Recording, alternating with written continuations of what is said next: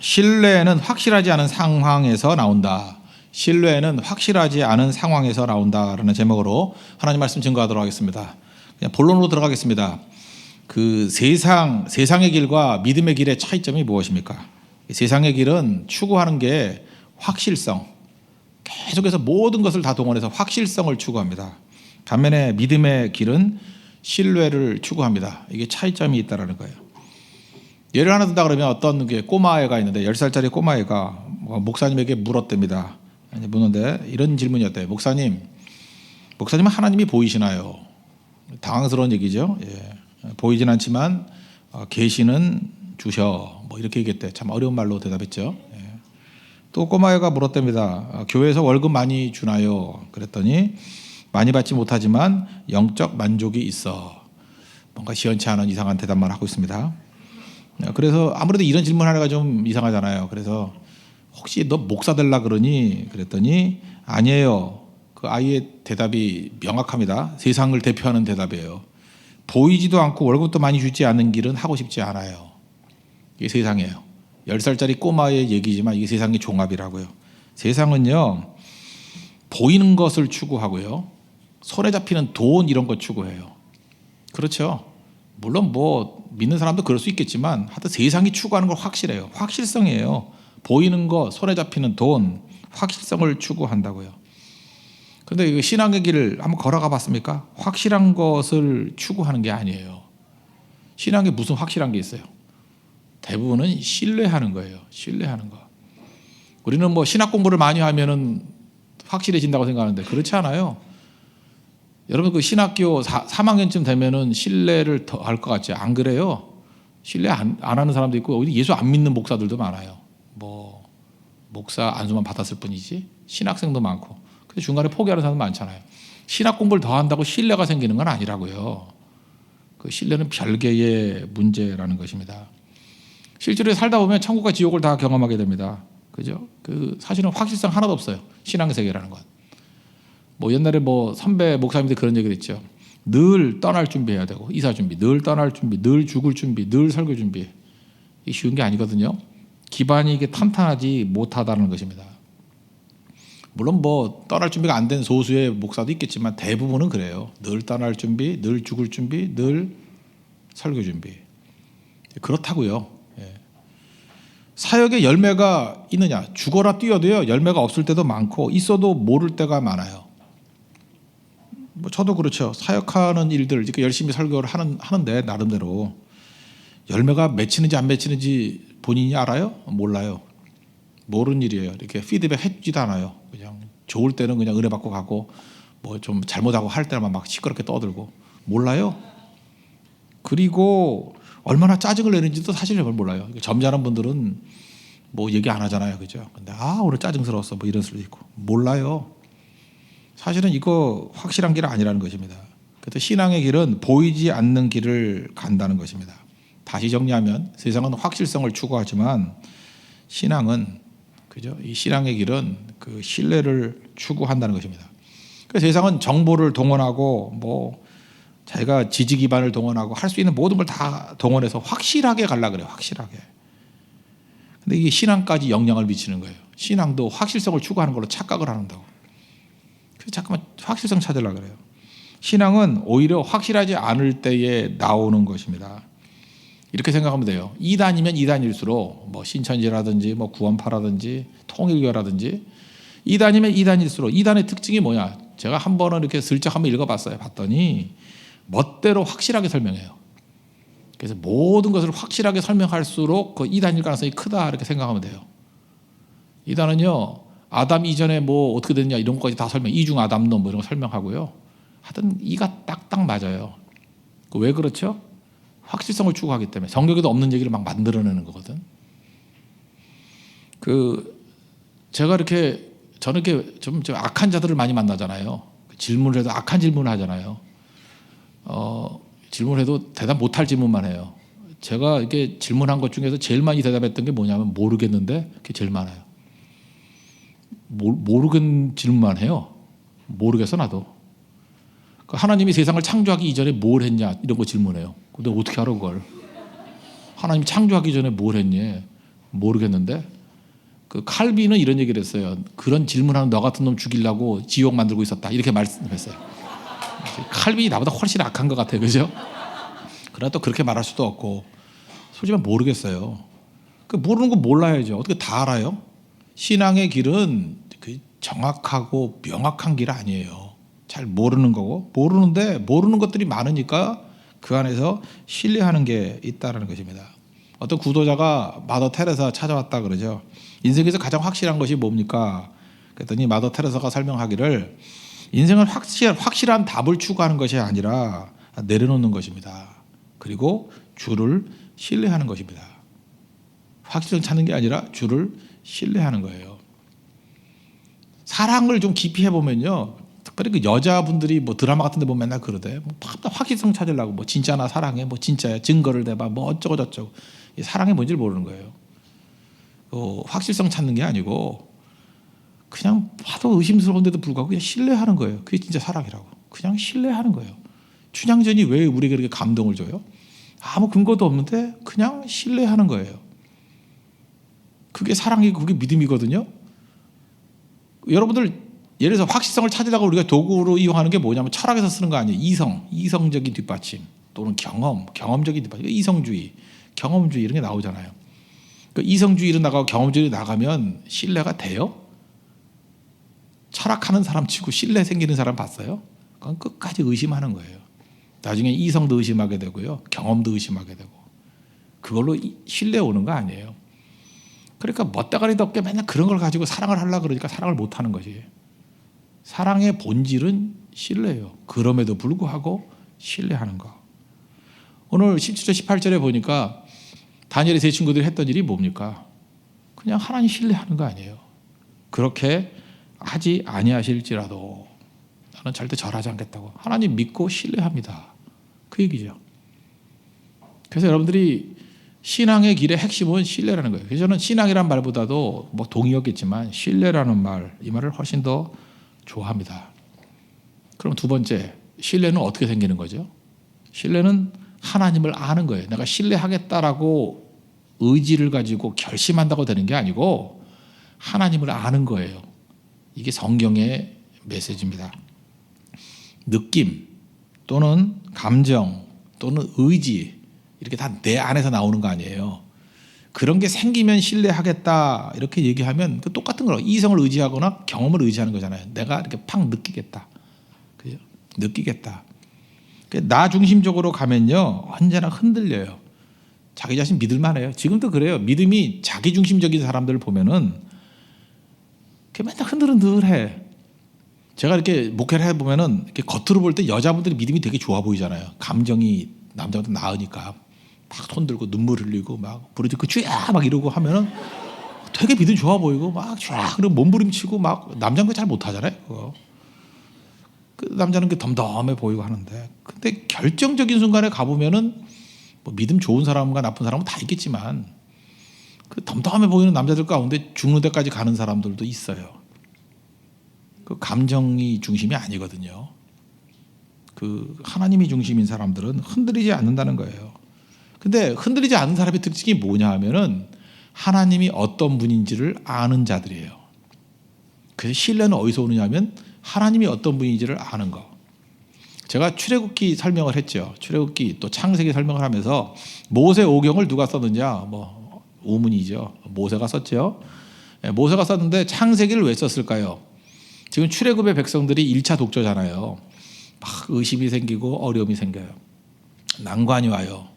그때 창세기를 읽어주면서 창세기가 설교잖아요. 창세기 설교를 하면서 뭐 의심하지 말라, 두려워하지 말라, 걱정하지 말라 그렇게 말씀하지 않고 우리가 믿는 하나님이 누군지를 설명하고 있어요. 그래서 거기서 우리 찬양도 만들었죠. 우리가 믿는 하나님은 창조주 하나님이신데 창조주 하나님은 어떤 하나님? 공가고의 하나님. 공급하시고 우리의 길을 가르쳐 주시고 고쳐주시는 하나님. 공가고의 하나님. 그래서 출애굽 백성들은 창조주 하나님은 공가고의 하나님이다. 이게 머릿속에 팍 박힌 거예요. 시편에도 보면은 어려운 위기 가운데 놓였을 때 너희 하나님이 창조하신 분이야. 이걸 강조해요.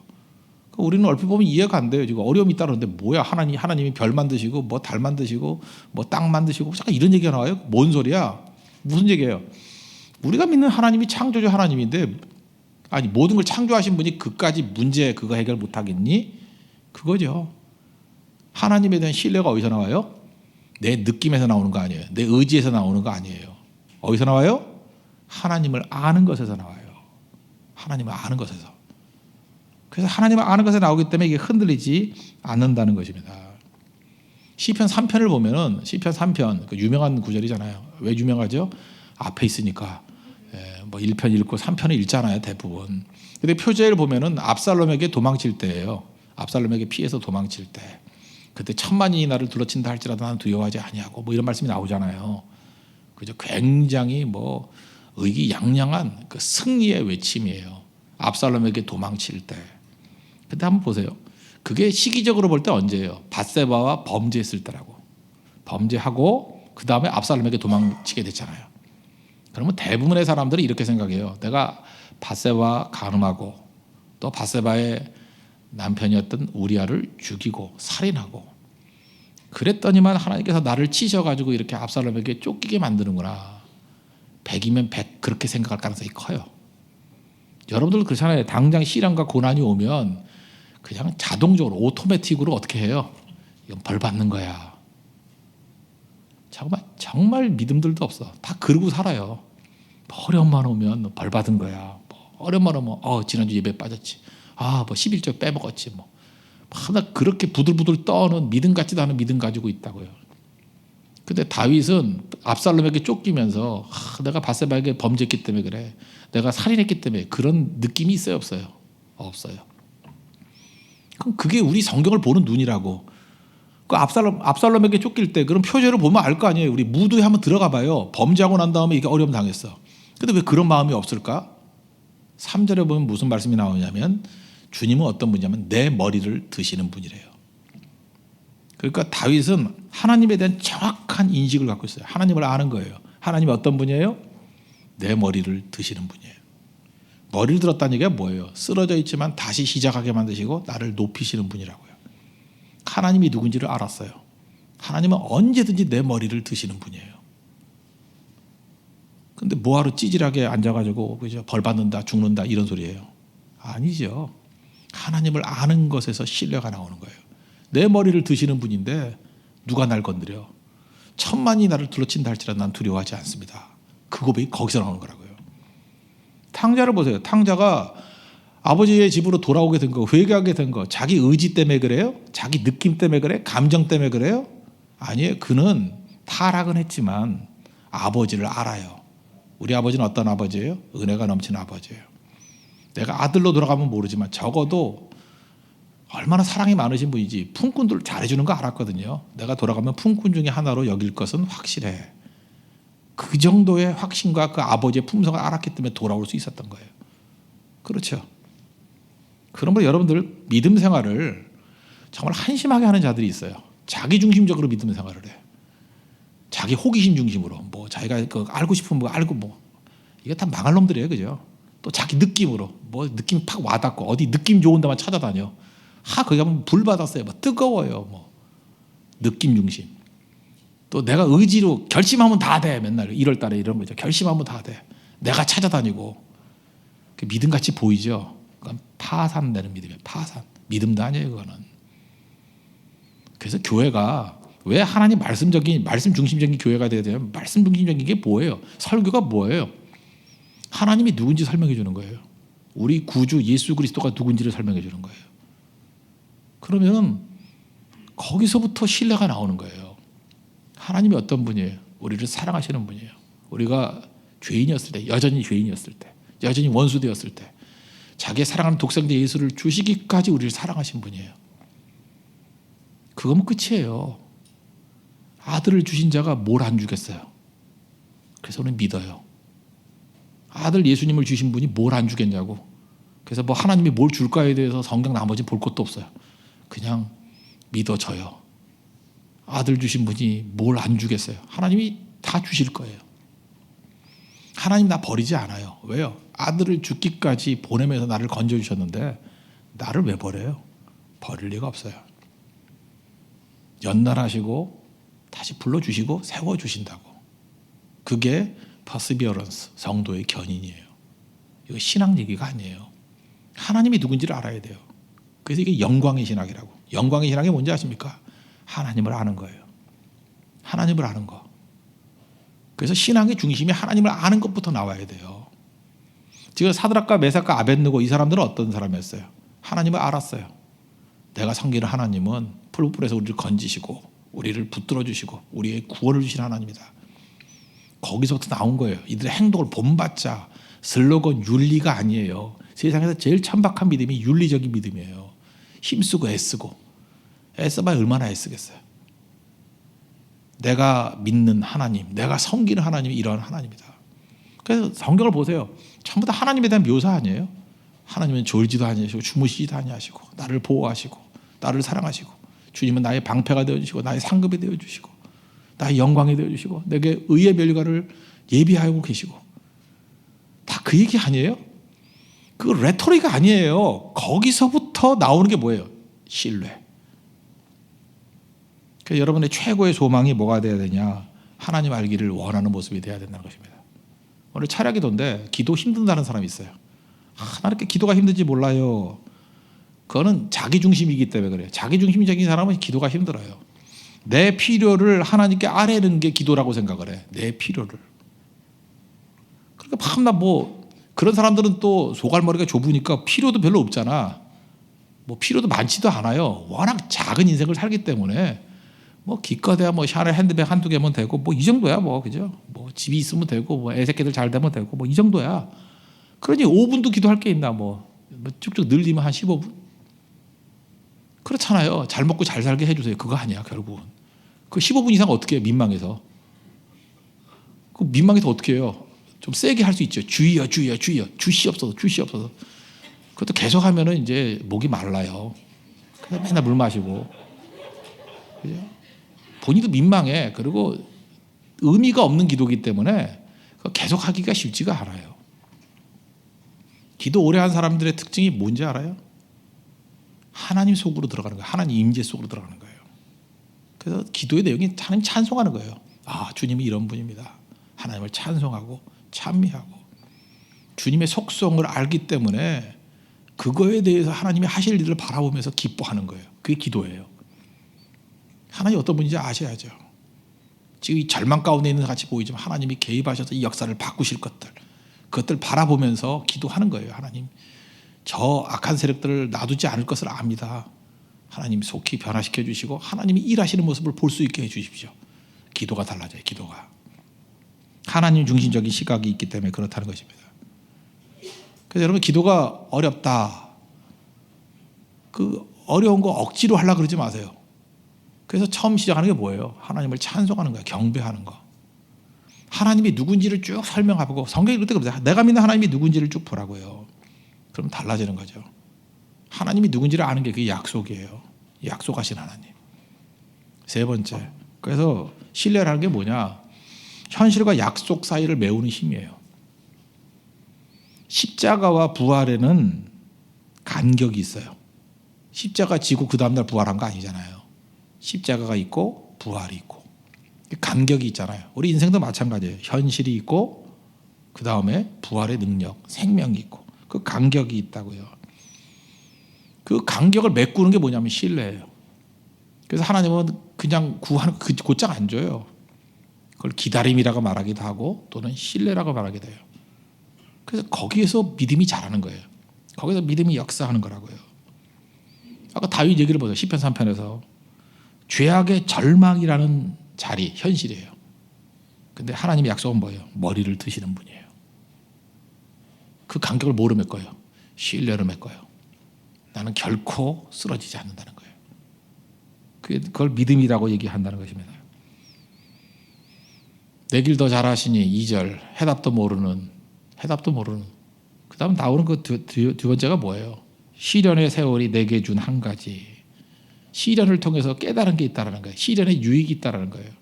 다 이해하지 못해도 주 신뢰하는 것. 시련을 통해서 뭐 배웠어요? 이해로 되는 거 아니죠. 아까 얘기하면은 뭐예요? 이성이나 경험으로 되는 거 아니에요. 그걸로 나 중심으로 되는 거 아니에요. 이해는 뭐예요? 맨날 나 중심이죠. 내가 느끼는 거. 그런 사람 더 터져야 돼요. 더 터져야 깨달은 거. 아주 가루가 돼야 돼. 가루. 다 이해하지 못해도 신앙의 본질은 신뢰하는 거. 주 신뢰하는 거. 주 신뢰하는 게 믿음이라는 거예요. 그래서 하나님께서 그 간격을 십자가 부활 사이에 간격을 준다는 것입니다. 신뢰하면요 기도의 응답이 우리가 상상도 못할 정도로 이루어져요. 뭐 굳이 기도의 응답이야 그러면 어떤 그 목사님 계시는데 미국 유학 10년 하셨어요. 근데 이제 어려움이 있었는데 그 90년대 말에 경제 위기가 있었잖아요. IMF 경제 위기가 있었잖아요. 그때 이제 딱 걸린 거예요. 그 뭐 요즘에는 뭐 유학 많이 갈 필요도 없지만 옛날엔 그래도 뭐 갈라 그랬잖아요. 우리는 뭐 공부가 다 안 잘고. 하여튼 일본 사람들은 매뉴얼에 목숨을 걸고 한국 사람은 스펙에 목숨을 걸잖아. 둘 다 공통점은 다 쓸데없는 건데, 그죠? 하여튼 계속 해보세요, 계속. 하여튼 그게 중요한 게 아닌데 이 heart, 가슴이 뜨거워야 되는 게 더 중요한 건데 실제 사람들 그걸 쓰는데 그걸 모르지. 어쨌든 이제 죽어라 공부를 했다고요. 근데 한국 사람의 또 특징이 웬만한 부자 빼놓고 또 돈 없으면서 가잖아요. 뭐 또 이상해, 그 이상한 믿음이 있어. 그죠? 돈 없이 가가지고 장학금 없으면 공부를 못할 상황이었어요. 근데 어떤 단체에서 장학금을 준다 그랬대요. 한 1,000만 원 정도, 10,000불 정도 장학금을 준다 그랬는데 연락이 안 오는 거예요. 애가 타죠. 그래서 하나님 앞에 기도했대요. 하나님 해결해 주든지. 근데 이 애가 타는 거 이렇게 초조한 것들을 하나님께서 오래 끄셔요. 초조해서 애가 타서 다 죽게 만들어요. 여러분들 지금 애가 타시는 분이 있죠. 막 조바심 나는 분 있죠. 절대로 오늘 응답 없어요. 그 조바심 날 때는 거기서 지쳐 나가 떨어질 때까지 응답 안 해줄 가능성이 커. 왜냐하면 조바심이 하나님이 원하는 모습이 아니거든. 마태복음 11장 28절부터 30절까지 수고하고 무거운 짐이 다 내게로 오라. 뭐 내가 너를 쉬게 하리라. 그런 말씀. 맡겨버릴 때가 있어요. 맡겨버린다고 하는 건 이제 고상한 표현이고 그냥 속된 말로 하면 자포자기. 대부분 자포자기 할 때 하나님 역사하셔요. 이분도 자포자기 했어요. 이제 안 되는구나. 짐 싸야겠구나. 그런데 그 순간이 하나님이 일하시는데요. 그리 아니하실지라도 좋게 말하면 이거 뭐 믿음으로 기다리는 거지만 나쁘게 말하면 자포자기 아니에요. 그때 하나님이 일하시잖아요. 푸른불에서 건져내듯이. 자기가 원했던 10,000불보다 3배 되는 30,000불 정도가 왔대요.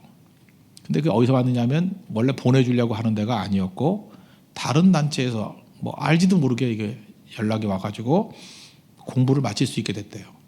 근데 나중에 지나놓고 보니까 원래 10,000불 주기로 됐던 데가 있었는데 자기 지도교수가 그거를 딴 데로 돌렸대요. 이유가 뭐냐? 이 친구 아무리 봐도 돈이 없어서 10,000불 줘봤자 학위 못한다고. 그 돈 갖고는 학위 못한다고. 뭐 3, 4분불 있어야 되는데 학위 못한다고. 그래서 어차피 못할 거니까 할 수 있는 사람에게 몰아주자고. 그래서 안 왔던 거래요.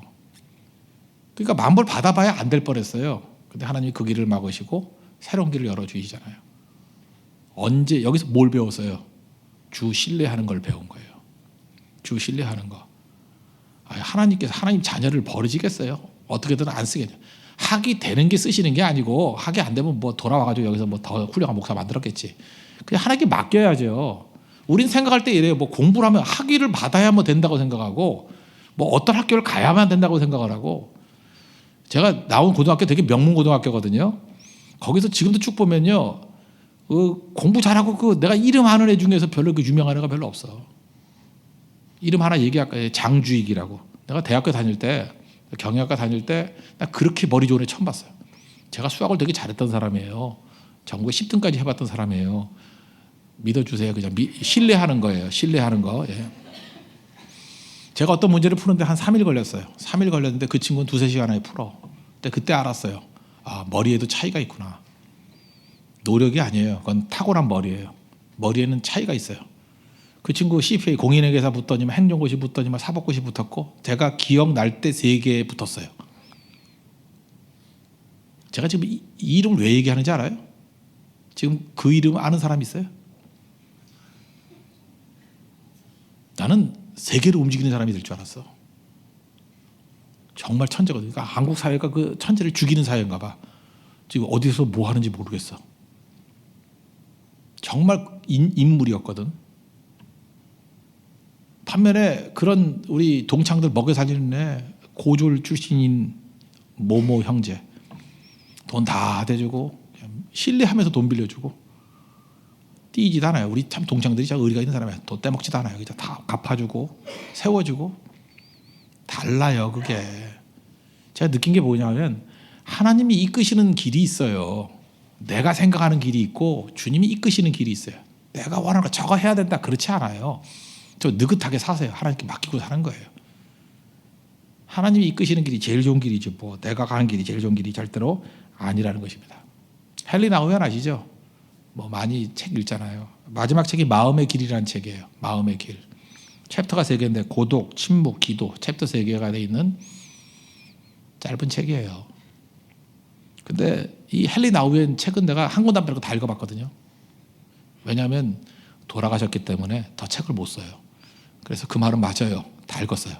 우리나라에 번역된 건 다 읽었어요. 근데 마지막으로 갈수록 이 마지막 책에 보면 제일 많이 나오는 단어가 신뢰. 65회 나왔어요. 65회. 어떻게 하느냐 소팅해 보니까 나와요. 왜냐하면 전자책으로 봤거든. 나와요. 65회. 그 어떤 것보다도 마지막 순간에 가가지고는 내가 뭘 한다 이런 게 다 사라져버리고 결국 인생이 뭐냐? 주 신뢰하는 거예요. 주 신뢰하는 거. 하나님이 나를 사랑하시고 내 인생을 책임져 주십니다. 주 신뢰하는 거예요. 현실과 약속 사이에 그 많은 갭이 있는 거 어떻게 해결해요? 주님 신뢰하면 돼요. 요한일서 4장 18절 보니까 사랑 안에 두려움이 없고 온전한 사랑이 두려움을 내쫓나니 두려움에는 형벌이 있다. 두려움 없이 온전한 사랑 가운데 거하는 방법이 뭔지 알아요? 신뢰. 신뢰 없으면요 아무리 많은 스펙 갖고 있다 할지라도 맨날 두려워 떨고 뭐 분주해. 맨날 이리 뛰고 저리 뛰고 맨날 업앤다운하고 뭐 스프링 갖고 정신이 없어. 정신이 없다고. 신뢰하는 사람은요 그냥 차분해요. 업앤다운도 없고 그죠? 그 자리 지킬 줄 알고 거기서 열매를 거두게 된다는 것입니다. 여기 주님 신뢰하니까 어떤 일이 벌어져요? 세상 사람들이 깜짝 놀랄 일을 하잖아요. 세 친구들 풀물에 들어가는 싸움 벌이잖아요. 세상과 충돌하잖아요. 잘 보세요. 지금도 그래요. 자기중심적인 사람들은요 믿음이 되게 좋아 보이고 막 주야 막 미치겠어요 막 이런 사람들 있잖아요.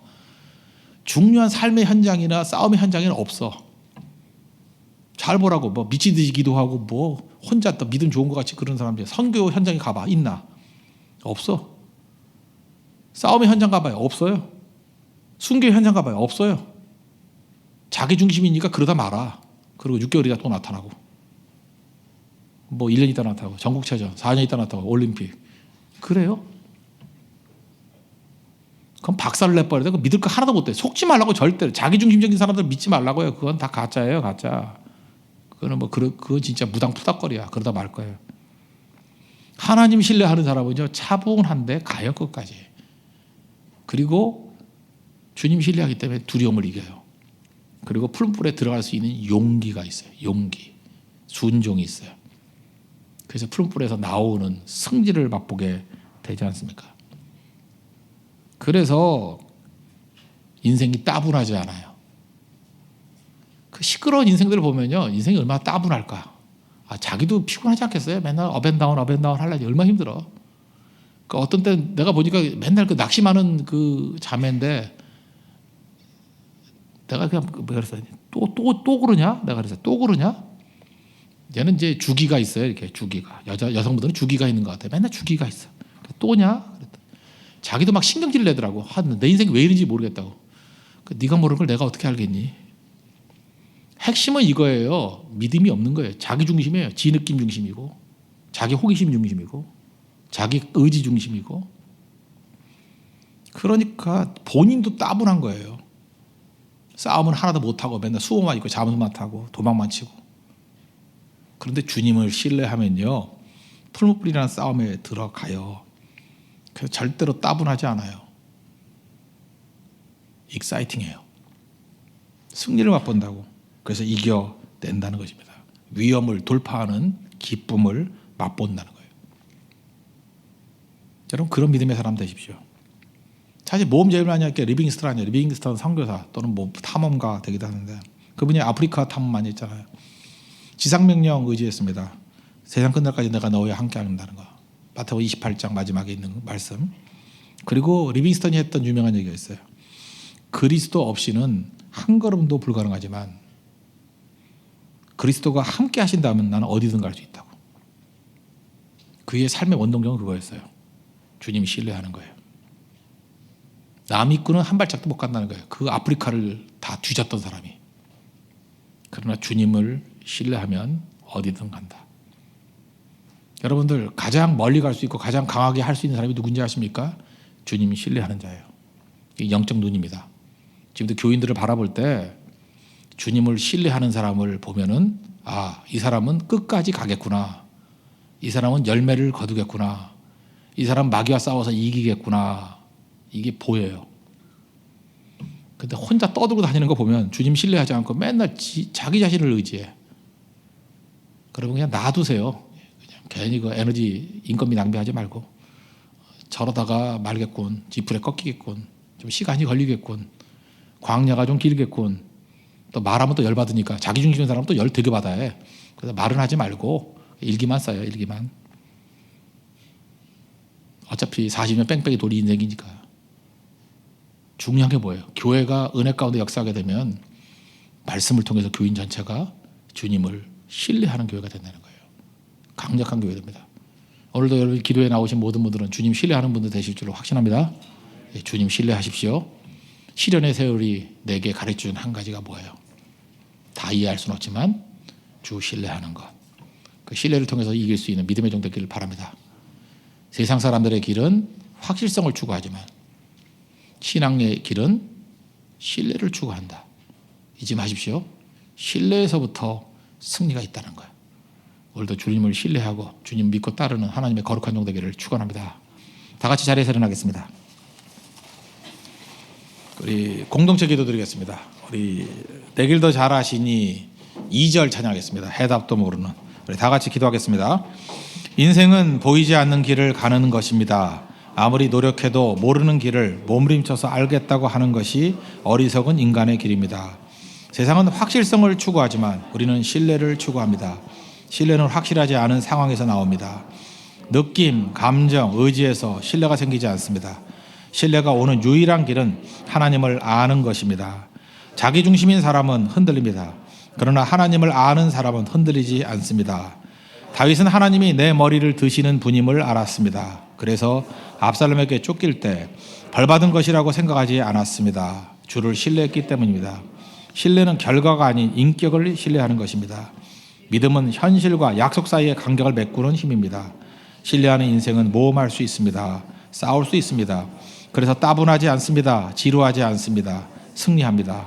세상은 상상도 못할 일들을 해내고야 맙니다. 주를 신뢰함으로 세상을 이기게 하소서. 예수님의 이름으로 기도합니다. 아멘. 해답도 모르는